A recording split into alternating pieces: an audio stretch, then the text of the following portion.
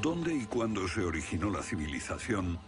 Los expertos han elaborado muchas teorías, pero a veces las evidencias contradicen por completo todas las hipótesis.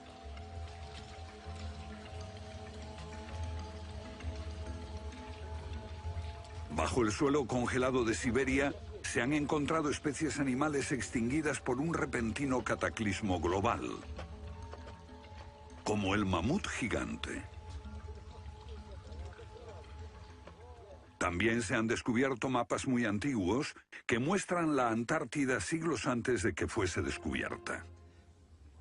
Este mapa tiene centenares de años y describe la auténtica configuración de la Tierra de la reina Maud, que está oculta bajo 1 kilómetro de hielos, y su configuración real no se conoció hasta 1949. Hace 100 años, un arqueólogo concluyó que la antigua ciudad de Tiahuanaco, en Bolivia, fue un observatorio estelar alineado con el Sol y las estrellas. Calculó que tendría 17.000 años. Su afirmación fue puesta en ridículo hasta hace poco tiempo. La única corrección que yo haría se debe a que ahora contamos con mejores mediciones, y sospecho que su antigüedad sería de unos 12.000 años. Tiahuanaco es la ciudad más antigua que conocemos en toda la Tierra.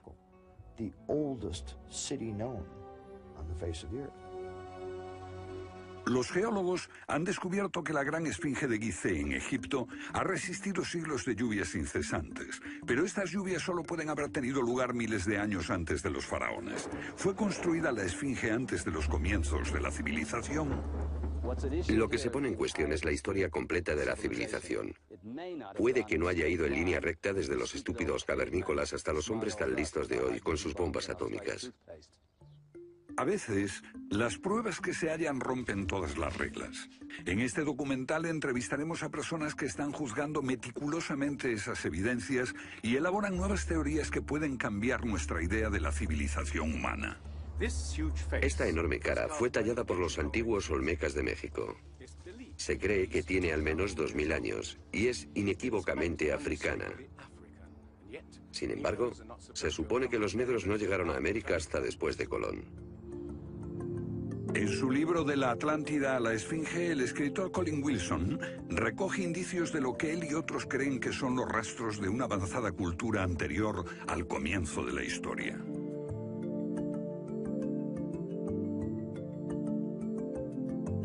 El filósofo griego Platón describió de manera precisa dicha civilización que, según le dijeron los sacerdotes egipcios, surcaban los mares miles de años antes, hasta que fue destruida por un terrible cataclismo. Platón la llamó Atlántida.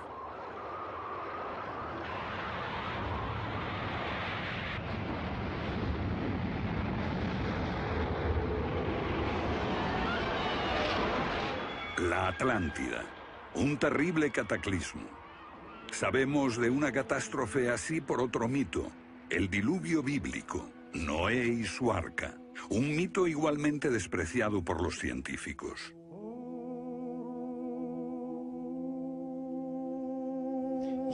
Cuando rechazan el diluvio bíblico y a Noé y el arca como una fábula, los científicos están ignorando el hecho de que hay cientos de mitos de diluvios en todas las culturas, aparte de las narraciones de Mesopotamia y de los hebreos, que dicen lo mismo sobre un desastre planetario que virtualmente borró al género humano antes del comienzo de la historia conocida.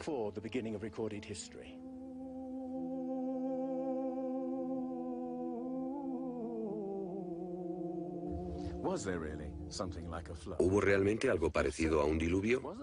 Y si así fue, ¿existió una civilización anterior a todas las otras? Digo una civilización, y no la Atlántida. Porque en cuanto se menciona la Atlántida, el científico exclama, «Oh, no», y deja de escucharnos. ¿Pero es neutral la ciencia? ¿Lo es realmente cuando afirma «limítese a los hechos como punto de partida»? La ciencia ha tendido a centrarse más en teorías que en hechos. Una teoría surge para explicar unos hechos, pero otros se dejan de lado. Nuevas evidencias pueden cuestionar la teoría, pero con frecuencia también son ignoradas. Llamamos a estos hechos anomalías. Son evidencias que no encajan en la teoría. En su polémico libro Arqueología Prohibida, los científicos Thompson y Cremo muestran lo que ocurre cuando una evidencia contradice las teorías científicas. En los últimos 150 años, los arqueólogos y antropólogos han enterrado tantas evidencias como las que han desenterrado, literalmente. Básicamente estamos ante lo que llamamos un filtro del conocimiento. Este es un rasgo fundamental de la ciencia y de la naturaleza humana. La gente tiende a filtrar cosas que no convienen. Cuando los científicos ven que algo no se ajusta al paradigma aceptado, tienden a eliminarlo. No se enseña, no se discute, y la gente ni siquiera se entera de ello.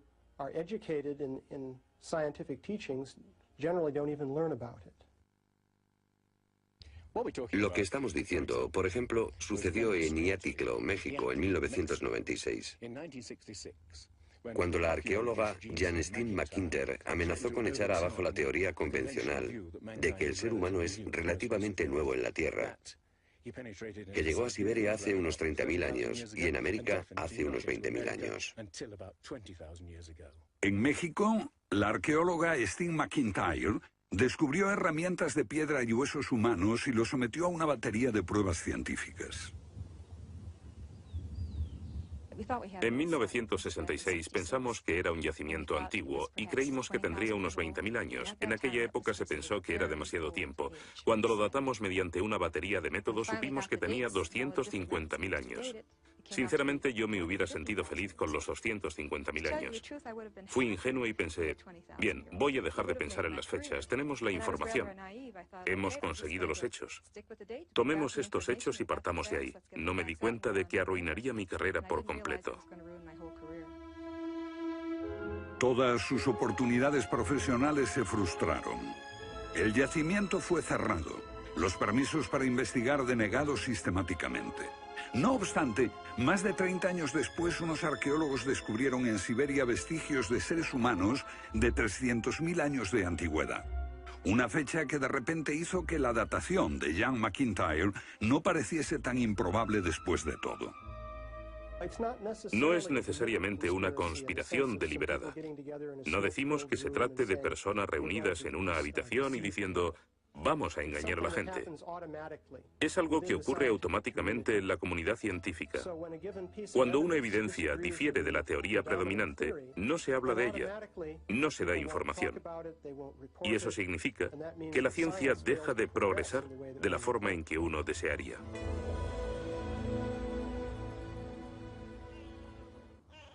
¿La ciencia está pasando por alto evidencias de un pasado que hemos olvidado? ¿Pueden ser ciertos los mitos que nos hablan de la existencia en este planeta de civilizaciones que desaparecieron miles de años antes de que comenzase la historia registrada? Una nueva clase de investigadores está estudiando las anomalías que la ciencia tiende a descartar. Se plantean preguntas que pueden cambiar nuestro concepto sobre la historia humana. La fortaleza inca de Sacsayhuamán, de edad indeterminable y construida por gente que carecía de metales duros o de cemento, que no conocían la polea, ni la rueda, ni la grúa. Solo miren esta piedra. He contado 11 ángulos. Debe pesar más que 200 coches juntos y revela la increíble habilidad de la gente que la hizo. Y también algo más. Una capacidad asombrosa para manipular objetos de este tamaño. ¿Cómo diablos las levantaban? Bolivia. Las misteriosas ruinas de Tiahuanaco. La misma habilidad manual, una capacidad de construcción que resulta inexplicable. Las piedras están perfectamente ensambladas. Intentemos insertar una aguja en cualquier punto de las junturas. La aguja no entra.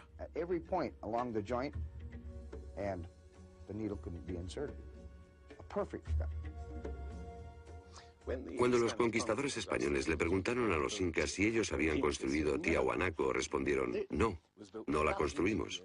Se hizo miles de años antes de que viviéramos nosotros.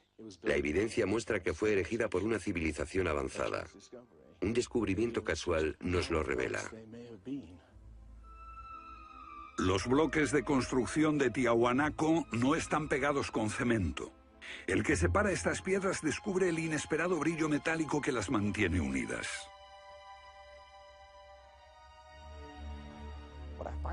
Lo que encuentro asombroso es que para trasladarlas a cada uno de los lugares donde empleaban este material, ellos tenían que contar con una especie de planta de fundición móvil para licuar el metal. Y aquí hay un uso similar de tornillos metálicos y piedras finamente unidas, como esta en forma de L. Pero estamos en otro continente. África, Egipto, la tierra de las pirámides. Las 3 pirámides de Gizeh, una maravilla del mundo antiguo. Otro pueblo que no conocía la rueda, ni la polea, ni la grúa. ¿Cómo podían transportar bloques de 100 toneladas? Su tecnología no se puede explicar ni imitar. Soy ingeniero y puedo decirles que levantar bloques de este tamaño, de este peso, requiere una grúa especial. Una gente que carecía de tales grúas, o de una simple polea, o una rueda, empleando herramientas de cobre, ¿cómo pudieron hacerlo? Bobal cree que la Gran Pirámide de Gizeh era mucho más que una tumba y que revela un sorprendente nivel tecnológico. En su libro Guardián del Génesis, Robert Bobal y Graham Hancock enumeran muchas hazañas inexplicables. Chris Dunn, experto en perforaciones. Bueno, permítanme una pregunta. ¿Cómo cree que lo hicieron? El sarcófago de la Cámara del Rey. ¿Cómo lograron unos constructores primitivos que la superficie interior encajase con la superficie de la piedra del sarcófago al milímetro? Esta habilidad requiere profundos conocimientos de física. Es un misterio como la perforación misma. Primitivamente, la típica manera de hacerlo sería con una sierra de arco, un berbiquí. Introducirían la herramienta en la pieza usando arena o un diamante, pero pienso que eso supondría mucho tiempo, muchos años para hacerlo.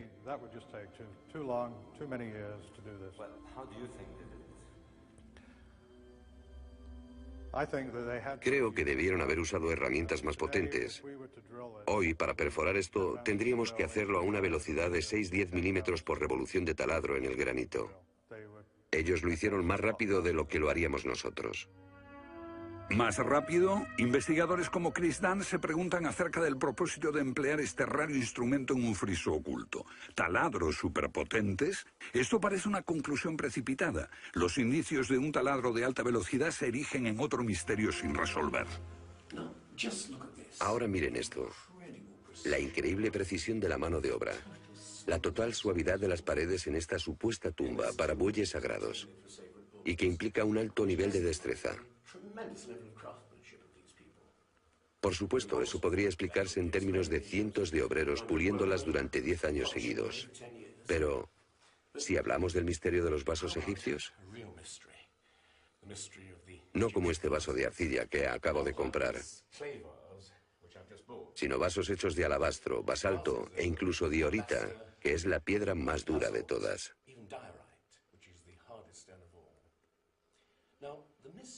Es bastante fácil ver cómo se podría ahuecar taladrando directamente hacia adentro. Pero, ¿qué pasa con los ángulos? La tecnología moderna es incapaz de hacerlo. Sin embargo, los antiguos egipcios moldeaban miles de piezas. Algunas de ellas 2000 años antes de la civilización que se supone surgió aquí. ¿Cómo? Otro misterio sin explicar. Inexplicable. ¿Cómo pudieron los constructores alinear sus gigantescas pirámides con los puntos cardinales tan impecablemente? En perfecta dirección este-oeste y norte-sur, con una exactitud no igualada por los modernos constructores. La Gran Pirámide parece ser un modelo matemático del hemisferio norte e incorpora el trascendental valor de pi, las veces que cabe el diámetro de un círculo en su circunferencia.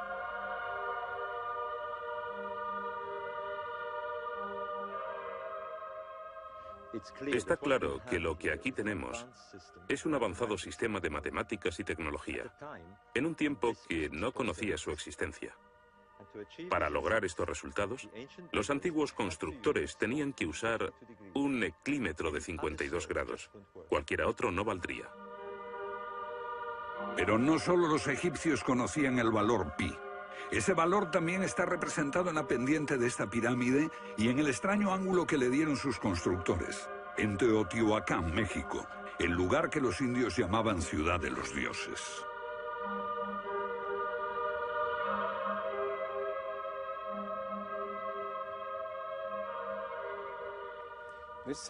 En su época, esta ciudad fue más grande que la Roma imperial. Lo que pueden ver es una serie de estanques que llenaban de agua, cuya superficie lisa reflejaba los cielos y cuyas ondas podrían servir como anuncio de terremotos. Estos templos, en el lado opuesto, se cree que representan cuerpos celestiales. Una cosa está clara: todo el lugar parece tener una especie de obsesión con la astronomía y la eternidad. En los equinoccios, el 21 de marzo y el 21 de septiembre, estas pirámides proyectan sombras gigantes, lo que las convierte en un perfecto reloj para la medición del tiempo. Como si proviniesen de una fuente común, las antiguas civilizaciones de todo el mundo exhiben un sofisticado conocimiento de los cielos que todavía nadie ha explicado. Fascinación por el sol, las estrellas.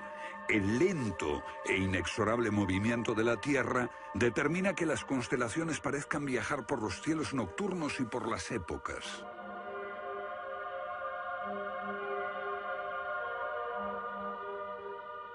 Según los estudiosos, los antiguos egipcios no tenían un gran conocimiento de la astronomía.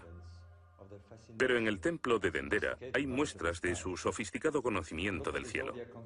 Miren las constelaciones del zodíaco: Leo, Tauro, Piscis. Y aquí, la constelación de Orión. Bauval cree que la astronomía es la llave de muchos misterios de las pirámides. Los antiguos egipcios veían en la constelación de Orión a su dios Osiris, señor de los muertos y la vida ultraterrena. Bauval halló el reflejo de ese dios en las pirámides de Gizeh.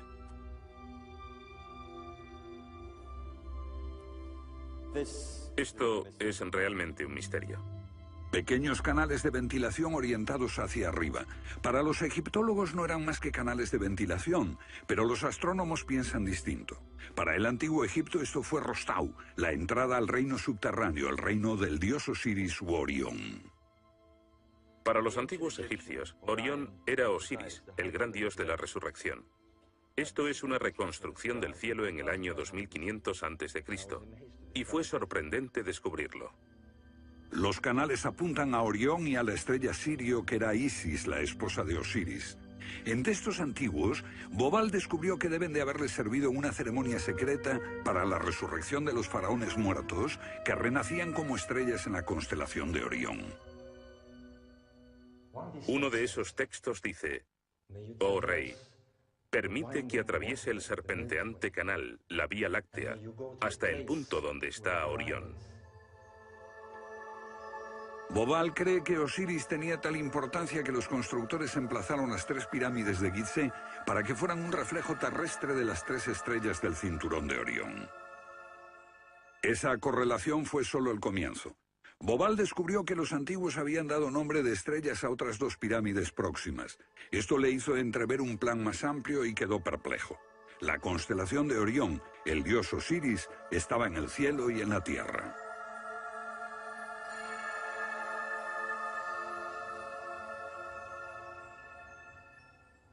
México, donde Teotihuacán presenta otro paralelo. Una leyenda la llama la ciudad de los dioses y sugiere que su propósito era convertir a los hombres en seres celestiales. Como ocurre en Egipto con las pirámides de Giza, los mitos hablan de la reencarnación en las estrellas. Ese es el secreto de Teotihuacán.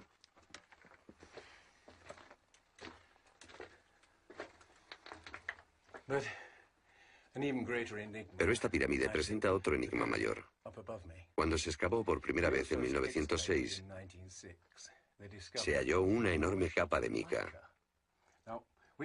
Ahora sabemos que la mica se usa como aislamiento eléctrico. No tenemos idea de para qué la utilizaban ellos. Lo que resulta aún más extraño es que la mica procede de Brasil. Imaginemos el problema de trasladar toda esta mica a más de 2.000 kilómetros de distancia. ¿Cómo? ¿Con qué finalidad? No tenemos ni idea. Tiahuanaco, Bolivia. Otra cultura perdida revela la misma fascinación por el sol y las estrellas. Hace 100 años, el arqueólogo boliviano Poznański observó que en el primer día de primavera el sol salía exactamente por el centro del templo. Fue el inicio de un gran descubrimiento. Poznański descubrió que este templo era un observatorio, un gran reloj para medir la progresión del sol. Y podemos utilizar ese alineamiento astronómico para datar el lugar. Durante el año el sol sale cada día por un punto diferente del horizonte. El primer día de primavera un observador vería salir el sol exactamente en el centro. Estudiando el esquema de Poznański, dedujimos que en los primeros días de invierno o de verano el sol saldría por encima de las piedras angulares. Pero no fue así. Los arqueólogos actuales dicen que los constructores cometieron un error de cálculo. Después de observar la perfección con la que se construyó este sitio, con piedras de 100 toneladas, sugerir que los marcadores del solsticio están mal alineados me parece increíble. Neil Stide hizo una completa verificación de los cálculos de Poznański. Midiendo el ángulo de las piedras angulares y comparándolo con las posiciones actuales de salida del sol, Poznański calculó que Tiahuanaco fue construida hace 17.000 años. En ese tiempo, la inclinación del eje de la Tierra era ligeramente distinta de lo que es hoy en día y el sol habría salido directamente encima de las piedras angulares.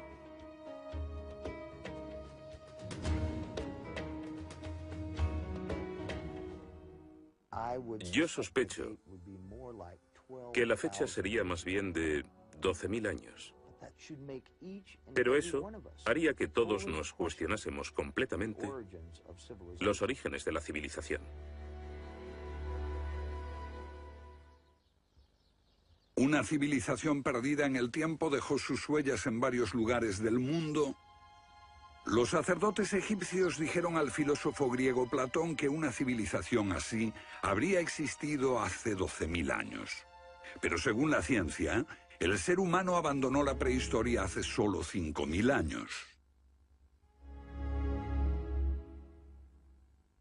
En Egipto, el investigador John West descubrió que la esfinge de Gizeh no resultó alterada por el clima de la misma forma que las construcciones del entorno, erosionadas por la arena y los vientos del desierto. En vez de un desgaste horizontal, la esfinge tiene marcas de erosión redondeadas y onduladas. No se necesita ser geólogo para mirar y ver lo que se debe al tipo de clima. Solo el agua cayendo copiosamente sobre las paredes del recinto pudo producir esos contornos redondeados.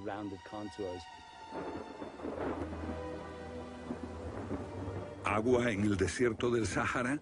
Ciertamente no en tiempos de los faraones. Para eso hay que trasladarse a finales de la era glaciar.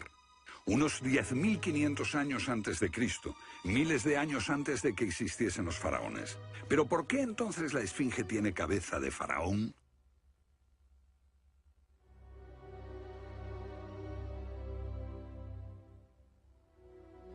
La cabeza es desproporcionadamente pequeña. Desde el aire se ve que el cuerpo de la esfinge es largo y aplanado, y la cabeza casi se parece a la de un alfiler. Para nosotros, esto indica que ha sido tallada más de una vez. En otras palabras, la cabeza se rehizo en algún momento de su larga historia. John West cree que la esfinge era originalmente un enorme león que un desconocido grupo de escultores modeló en la roca antes del 10.500 a.C. Se comenzó a erosionar cuando el final de la era glaciar alteró el clima y causó lluvias que cayeron durante siglos. Solo miles de años después, un faraón habría tallado la cabeza con su propia imagen. ¿Tiene la esfinge más del doble de la antigüedad que creíamos? La teoría fue ridiculizada por los egiptólogos, pero los geólogos les respondieron que los hechos estaban allí. Más extraño aún. Según Robert Bauval, la evidencia astronómica sugiere que las pirámides de Gizeh parecen revelar esa increíble antigüedad. La disposición de Gizeh coincidía misteriosamente con la posición de Orión en el año 10.500 a.C., cuando la esfinge miraba hacia Leo, su propia imagen en los cielos. La puesta de Orión en esa fecha distante se correspondía exactamente con las 3 pequeñas pirámides, y existen muchos otros hechos difíciles de entender.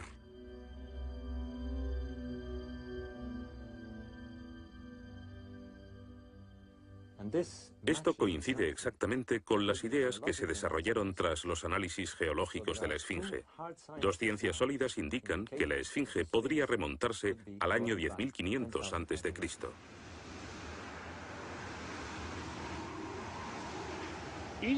Egipto sufrió unos cambios muy dramáticos a finales del período glaciar, especialmente en torno al 10.500 a.C., cuando unas impresionantes inundaciones cubrieron el terreno de aluvión y acabaron con el valle del Nilo y con el delta en general.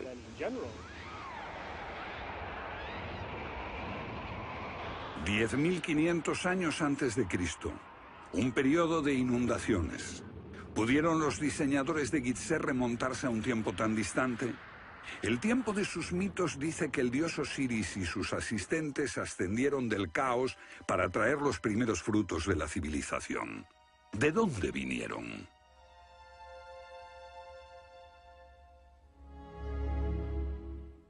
Un dios muy parecido fue el señor de la antigua Tiahuanaco en Bolivia. Aquí, en esta misteriosa ciudad de Tiahuanaco, era el dios que ellos adoraban. Alto, con barba, descrito como blanco, Viracocha llegó en tiempos de caos y destrucción, atravesando los mares para llevar a la raza humana una especie de renovación. El dios blanco Viracocha. En México conocido como Quetzalcóatl, que llegó con otros para traer los primeros frutos del conocimiento. Su símbolo está por todo Teotihuacán. La serpiente emplumada, símbolo del enigmático dios Quetzalcóatl que llegó desde el este después de tremendos cataclismos para traer la civilización a esta parte del mundo. ¿Pudieron dioses como Osiris, Viracocha y Quetzalcóatl haber sido personas reales que llegaron de muy lejos? ¿Eran supervivientes de un cataclismo que destruyó sus hogares y su civilización? Ahora la pregunta que nos hacemos es esta. ¿Existió una remota civilización, hasta ahora sin identificar, que llegó a Egipto, México y Sudamérica? ¿Y que dejó su impronta en un cuerpo de conocimientos, por difícil que sea de discernir? Tomados por separado, acepto que los datos aislados revelan poco, pero consideremos juntos todos esos elementos comunes. Ambos lugares tienen enormes pirámides, alineadas exactamente con los puntos cardinales, e incorporan avanzados conocimientos matemáticos. Ambas culturas demostraban un asombroso conocimiento de astronomía expresado en los grandes monumentos sagrados que erigieron. Aunque no conocían ni la polea ni la rueda, ambas pudieron hacer construcciones con enormes piedras finalmente ensambladas en un estilo único, con ángulos en forma de L y tornillos de metal. Y ambas utilizaron el proceso de la momificación para preservar y honrar a sus muertos. Aquí se halló una nueva y asombrosa pista cuando la doctora Balabanova, de la Universidad Alemana de Ulm, descubrió que muchas momias de Egipto contenían cocaína y nicotina, naturales de Sudamérica. Tengo una cantidad de cartas insultantes. Dicen que todo esto no tenía sentido, que yo fantaseaba, que era imposible porque estaba comprobado que antes de Colón esas plantas no existían en ninguna parte del mundo, excepto en América. Pero su investigación se repitió con cientos de momias y no quedó lugar a dudas. En un pasado remoto, unos navegantes atravesaron el mar e influyeron en las culturas a ambos lados del Atlántico. La idea está sugerida incluso por lo que no está allí. México, la antigua cultura de los mayas. Los sacerdotes mayas tenían tablas para predecir los eclipses de sol y de luna. Pero hay algo muy extraño. No conocieron nunca el simple principio de la rueda. Podían visualizar la eternidad pensando en millones de años, pero jamás aprendieron a pesar un saco de grano. Esta compleja civilización murió finalmente porque no supo desarrollar métodos de agricultura para alimentarse. Lo que estoy sugiriendo es...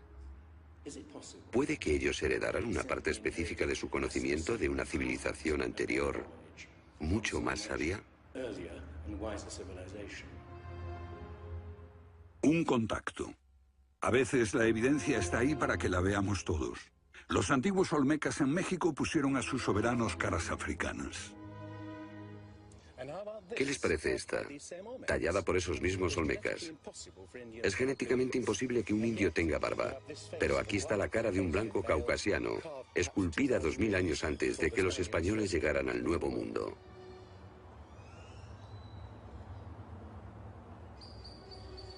Caras de africanos y de caucasianos esculpidas muchos siglos antes de Colón. ¿De dónde vinieron? ¿Cómo llegaron aquí? ¿Cómo influyeron en la más antigua cultura de América Central, en la cultura madre de México? Lo que todos los arqueólogos saben es que de pronto se materializaron alrededor del 1500 a.C. Esta gente, cuya expresión característica era la de esculpir enormes caras de piedra, cabezas de caucasianos y africanos que parecen haber salido, no se sabe de dónde.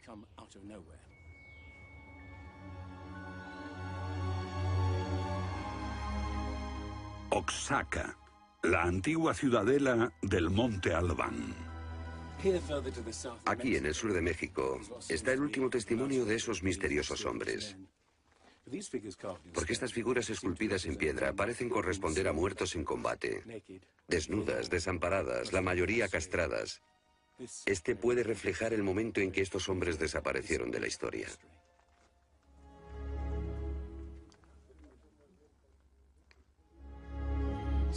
Entonces, ¿hubo una compleja civilización de navegantes que cruzó el Atlántico siglos antes de Colón?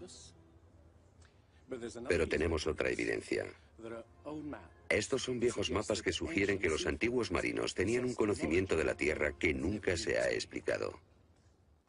Un puzzle para los científicos de este siglo.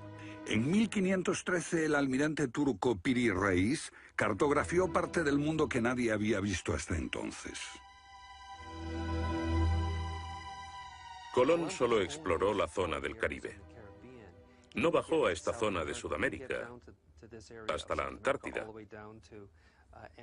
No estuvo nunca por esa zona. Pero estos mapas muestran todos estos detalles con gran precisión, antes de que cualquier explorador europeo llegase a esas regiones. Este mapa, de muchos siglos, describe la configuración real de la tierra de la reina Maud, que ahora está sepultada bajo 1 kilómetro de hielo. Y su forma precisa no se determinó hasta 1949. Inexplicable. Los cartógrafos han meditado mucho sobre la extraña proyección cartográfica utilizada en el mapa. Hallaron un parecido con el que utiliza un moderno submarino nuclear que hace mediciones del mundo mientras se aleja de un punto de referencia. En este caso, el centro está en Egipto. ¿Es ese el hogar de los antiguos cartógrafos? El mapa muestra exactamente esta parte del mundo, pero hay más.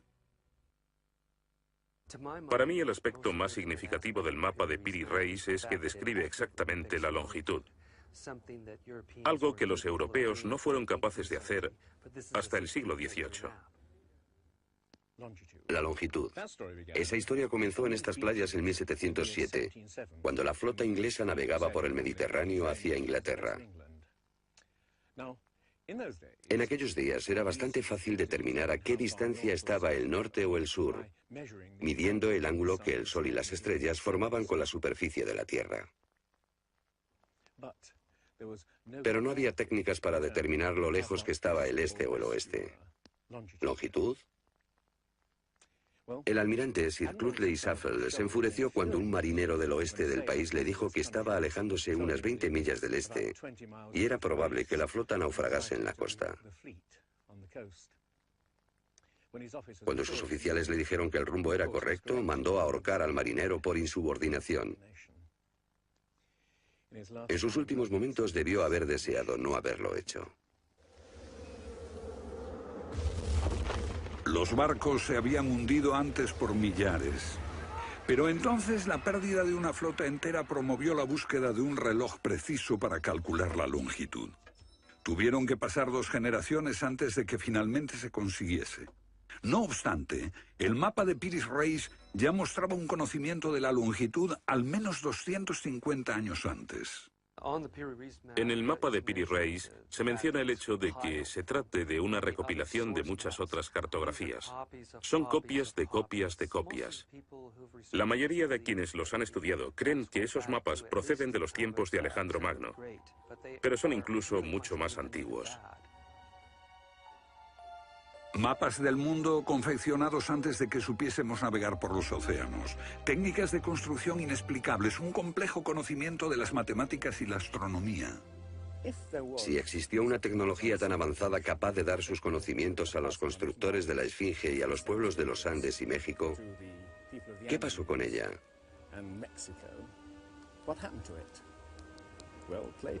Platón dice que existió esa civilización avanzada tecnológicamente y capaz de surcar los océanos del mundo, la Atlántida, situada en una enorme isla-continente. Rechazando una civilización perdida, la ciencia niega también la idea de una catástrofe global que la destruyó, pero Platón y la Biblia no son las únicas evidencias. El Popol Vuh, libro sagrado de los mayas, habla de enormes marejadas e inundaciones que azotaron el mundo durante meses. Una lluvia fría y negra indescriptible y granizo. Los antiguos hablaban de tiempos de caos, de inundaciones y oscuridad de los cuales emergieron los dioses para dar forma a la tierra de Egipto.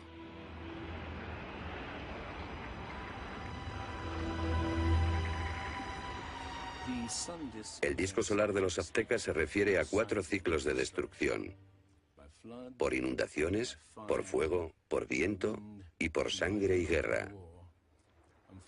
Y prevé el fin del mundo por un enorme cataclismo surgido de las entrañas de la tierra.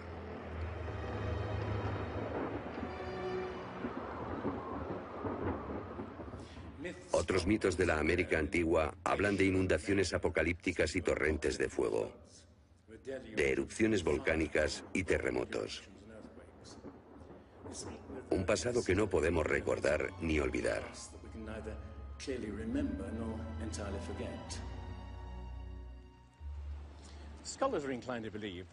Los especialistas tienden a creer que el diluvio es una fantasía de los viejos poetas. Pero supongamos que los expertos se equivocan. Supongamos que una serie de terribles catástrofes naturales redujeron a nuestros ancestros a pequeños grupos que vivieron apartados y se esparcieron por todo el mundo. Lo que buscamos es una época que coincida perfectamente con los mitos, igual que el zapato encaja en el pie de Cenicienta. Una pista.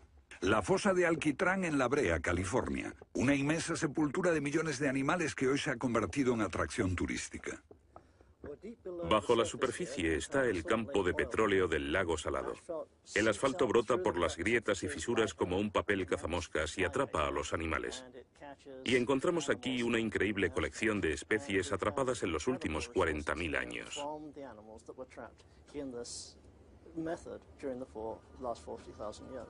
Esta fosa de Alquitrán puede leerse como un libro de tiempos remotos, cuando abundaban los animales y nosotros no los considerábamos como originarios de América. Mamuts, elefantes, rinocerontes, perezosos gigantes, tigres sable, incluso caballos y camellos. Después Una tremenda catástrofe los barrió, al parecer, en unas pocas décadas, en torno al 10.500 a.C., hace más de 12.000 años. Todos los grandes animales, cualquier animal más grande que un coyote, se extinguieron en pocas décadas. Sí, fue sin duda una gran catástrofe.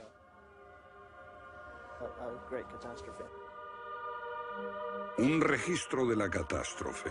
El fin de la era glaciar. En el 10.500 a.C., hace más de 12.000 años. Temperaturas que habían permanecido relativamente estables durante miles de años de pronto se elevaron. Un aumento de temperatura de más de 5 grados en un abrir y cerrar de ojos. Solo entre 3 a 10 años. Se trata del asombroso descubrimiento de unos científicos que perforaron la capa de hielo en Groenlandia para investigar los cambios en la atmósfera. El hielo de Groenlandia ha sido llamado por algunas personas la piedra roseta del clima, porque ver que el clima puede cambiar tan rápidamente es un enorme descubrimiento. Y este cambio ocurrió en un periodo de entre 3 años y una década. Hemos observado cambios espectaculares en la química de la Tierra. Y descubrimos que en un periodo en el que las placas de hielo estaban empezando a derretirse, es cuando tenemos más señales de sedimentos volcánicos y de mayor magnitud, mayores concentraciones que en cualquier otro periodo en los últimos 110.000 años.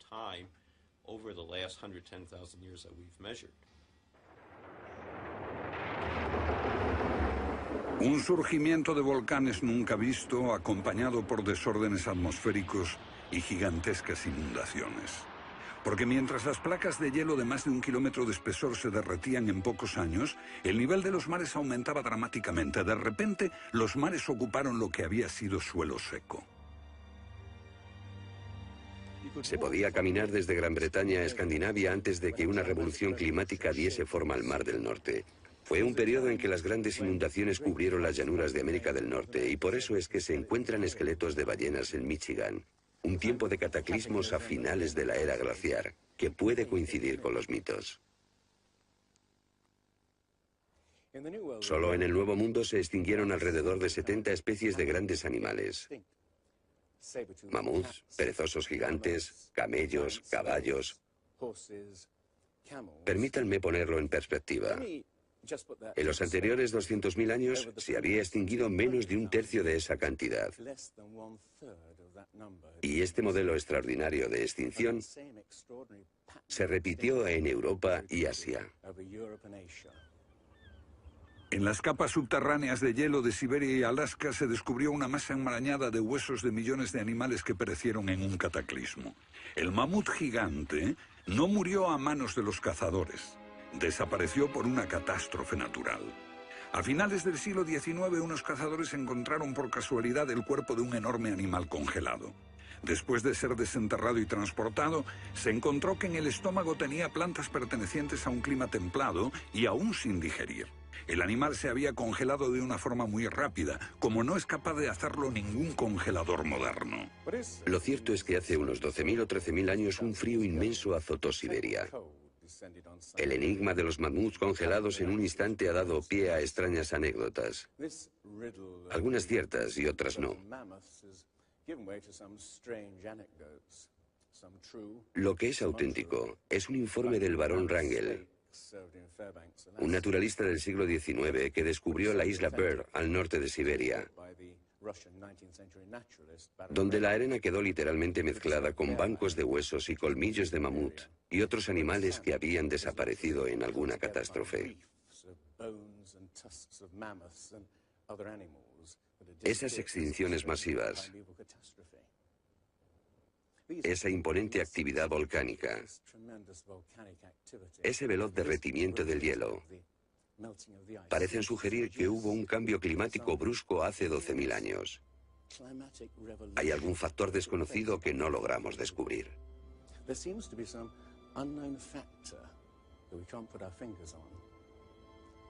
El fin de la era glaciar. ¿Qué provocó esa revolución? He aquí la gran cuestión. ¿Qué causó el cataclismo? Una de las mejores ideas la ha planteado Charles Hapgood. Él sugiere un desplazamiento repentino de la corteza terrestre. Toda la corteza de la Tierra es solo un tercio de un 1% de la masa terrestre. Como la piel de una naranja, si se suelta, se mueve. Más fina que una cáscara de huevo, la corteza de la Tierra queda apoyada en un interior líquido.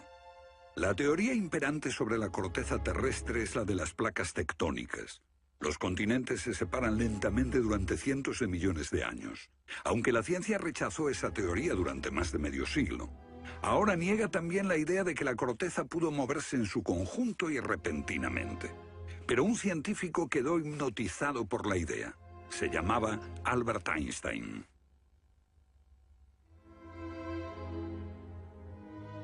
Esto es un resumen de lo que dijo. Cuando me encontré con el trabajo de Hapgood, quedé conmocionado. Se trataba de una idea simple, pero que podría explicar una serie enorme de problemas. Hapgood tenía esa teoría. La cuestión era cuál fue el mecanismo que puso en movimiento el gigantesco conjunto. Y fue Einstein quien planteó una sugerencia. La enorme cantidad de hielo que rodea a los polos puede tener 3 kilómetros de espesor. Esos incontables miles de millones de toneladas de hielo, si se formaran de un modo desproporcionado, harían que toda la Tierra se sacudiese como una rueda, con un enorme peso colocado en su borde. Esta vibración bastaría para hacer que la corteza de la Tierra se moviese súbitamente. Hace 55.000 años el Polo Norte estaba cerca de Europa, pero de pronto se desplazó hacia la bahía de Hudson, en Canadá. Y en torno al año 12.500 a.C. se volvió a mover casi 2.000 millas hasta donde está actualmente. O es mejor decir que las tierras y los mares atravesaron el polo, impulsados por un repentino desplazamiento de la corteza terrestre. De ser así, esta es una de las cosas que habían ocurrido al final de la era glaciar. El desplazamiento impulsó a América fuera de la zona polar. El mar en el norte se congeló con una fina capa de solo unos metros de espesor. La inmensa vieja capa de hielo de Norteamérica, con más de 1,5 kilómetros de grosor, se derritió rápidamente en pocos años. Ahora, lo que es muy interesante de la teoría de Hapgood y Einstein es que también explica bastante bien algunos otros mitos, independientemente del diluvio. Hay mitos sobre tremendos terremotos, catástrofes volcánicas, lluvias negras cayendo del cielo, congelación repentina, congelación del suelo. Y podemos ver que un ejemplo de esto es precisamente lo que pudo pasar si la corteza terrestre se desplazó. Con bastante rapidez, las áreas que antes habían estado congeladas pasarían a ser zonas cálidas, y así se explicarían hechos como el rápido congelamiento de los mamuts en Siberia. Si el desplazamiento de la corteza terrestre causó el diluvio que aniquiló una civilización, ¿dónde estaba esa civilización? Algunos investigadores creen haberla hallado en la isla griega de Santorini, que fue devastada por una terrible erupción, o en la antigua Troya, o en la isla alemana de Heligoland, casi arrastrada hacia el Mar del Norte. Pero no se ha encontrado nada. Y es precisamente este problema lo que ha hecho descartar la Atlántida de Platón como una propuesta seria. Veamos. Los oceanógrafos han cartografiado los suelos oceánicos y sencillamente no hay ningún continente perdido. ¿O sí? Platón describe la Atlántida como una vasta isla-continente con montañas situada en medio del océano. Y el océano, por supuesto, es el océano que rodea toda la Tierra. Fue más tarde que comenzamos a dividir el océano en diferentes partes, llamándolo Atlántico, Pacífico, etc. En realidad el mundo tiene un solo océano. Y los mitos de todo el mundo son muy explícitos acerca de lo que pasa. El Zen-Avesta de la literatura védica describe que esa isla no solo se destruyó tras un diluvio, sino que está cubierta por nieve y hielo. De modo que estamos buscando una isla cubierta de nieve en medio del océano, y una gran candidata para este papel es la Antártida. Si el Polo Norte se desplazó, también debió hacerlo el Polo Sur. Flennat cree que hace 12.000 años una parte de la Antártida permanecía en zonas templadas y pudo haber albergado una civilización que desapareció cuando el continente se convirtió en el Polo Sur. Esa es la explicación que él encuentra en los mapas que muestran partes de la Antártida que están debajo del hielo. El almirante turco Piri Reis demuestra un conocimiento de la Antártida que no debería de tener. Tras examinarlos, especialistas en cartografía de la Armada y de las Fuerzas Aéreas nos dicen: hemos hecho comparaciones de picos salientes y de montañas. Hemos descubierto que coinciden de forma asombrosa. Lo que debemos enfatizar es que no estamos hablando de un mapa, el mapa de Piri Reis, que podría cuestionarse. Estamos hablando literalmente de docenas de mapas. Por ejemplo, el mapa Phineus de la Antártida es sumamente preciso en cuanto a la configuración, mostrando sistemas fluviales que existieron allí, pero que no se conocían en el siglo XVI. La Antártida no fue descubierta hasta cerca del año 1800. Entonces, ¿cómo pudieron los cartógrafos europeos representarla? Solo, cree Flenaz, si ellos la copiaron de copias de otras copias de mapas que se remontan milenios atrás. Hace solo unos 25 años supimos que bajo la capa de la Antártida existían unas islas, un continente bajo un océano helado. Sin embargo, esa información ya estaba aquí, en este mapa. Estas islas de aquí corresponden a este área, y el modelo de nevadas aquí es muy intenso. Nada aquí. Estas islas debajo de este punto se podrían haber unido entre ellas antes de unirse a la tierra firme. Así, lo que se describe aquí es algo que yo creo que verdaderamente ocurrió en torno al 8000 a.C. Puede que en el 6000 a.C. a lo sumo. No hay forma de saber cómo lo consiguieron, a menos que postulemos la existencia de una civilización con habilidades para la navegación y la confección de mapas que solo se reinventaron en nuestro tiempo.